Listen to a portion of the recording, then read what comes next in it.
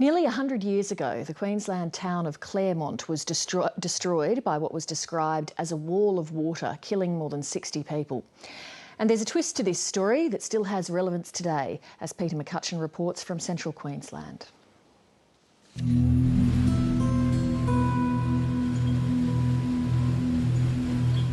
A small creek turns into a raging torrent, and a Queensland town is left in ruins. This is not a story from 2011, but from early last century. I just remember my mother saying that it was something you couldn't explain. It was that terrible. There was waves going down the flat. The Clermont flood of 1916 was the worst flood in Australian history in terms of lives lost, with at least 65 deaths. And it's a story with a lesson for today.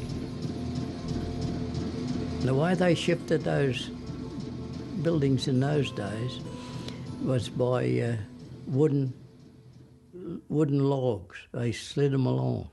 Some people just are stunned when you tell them the lives lost and where the town was situated originally. Clermont is a 19th century gold mining town, established next to a lagoon in central Queensland. The Aborigines said they should never have built there. In the middle of a December night, the locals discovered why. Instead of an inland tsunami, reports at the time talked of a wall of water. It was 14 feet 6 deep of water across this flat area behind us. The township was along beside the lagoon, and there was lots of houses as well. Clermont resident Ivan Bettridge remembers the horror story his mother told of a family clinging to the roof of their house in an angry sea. They got them onto the roof, and everyone was happy on this side of the lagoon, and they clapped them. But next minute the house gave a shudder and off went, and they was all drowned.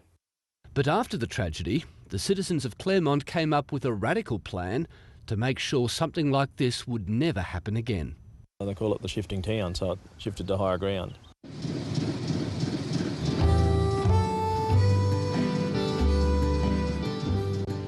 Alistair Lawrence is a local tour guide who explains to visitors how all the major buildings were taken off their stumps, put on rollers and winched along by a steam-powered engine.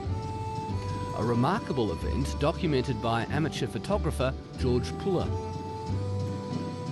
With the steam traction engine, they used to park it in one location and they have a winch on the back of the tractor. They used to winch the buildings a certain distance and then shift the logs and rollers into the front of the building again and then shift the tractor forward and then winch again. It would have taken a long time to even move it inches. They estimated that it took approximately 3 months to move it. Buildings from the flat to where they are today. And according to some reports, the pub stayed open while in motion. So, Ivan, this was the main street of the old town? Yes, this is Drummond Street. Ivan Bettridge was born after the flood but remembers the building stumps of the old township. He also remembers one of the heroes of the disaster. Just down here was Rose Harris Saddlery, and then beside it was where they lived. In 2011, it was chopper pilots. A century earlier, it was a woman saddler. Rose Harris. Yes, I remember that lady. In fact, in the 30s, when I might have been about 10 years old, she taught me to swim in Sandy Creek. Her and her father were responsible for saving 5 lives during the 1916 flood. They stood on the second story of a balcony of a local hotel and threw leather reins into the floodwaters to catch passers-by. Jessica Dix from the local council has interviewed more than 150 long-term residents about Clermont's history. It was such an iconic event that there are many stories that have been passed on throughout the family, whether it's their grandmother that was involved, whether they lost a great aunt. So it's still a very touching subject in town.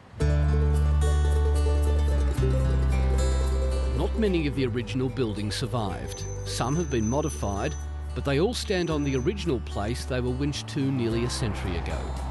And one of the steam tractors has been restored and kept in a shed at the local museum. While the terrible events of Queensland's most recent summer have been described as unprecedented, Ivan Bettridge is not so sure. I seen them on the roofs and I thought of the stories that my parents told me about families getting on the roof and going, and they were up trees and they were singing out all night. They were singing out, help, help, help. Seeing those floods, I thought, well, terrible things, something that should probably never have happened. Peter McCutcheon there in central Queensland.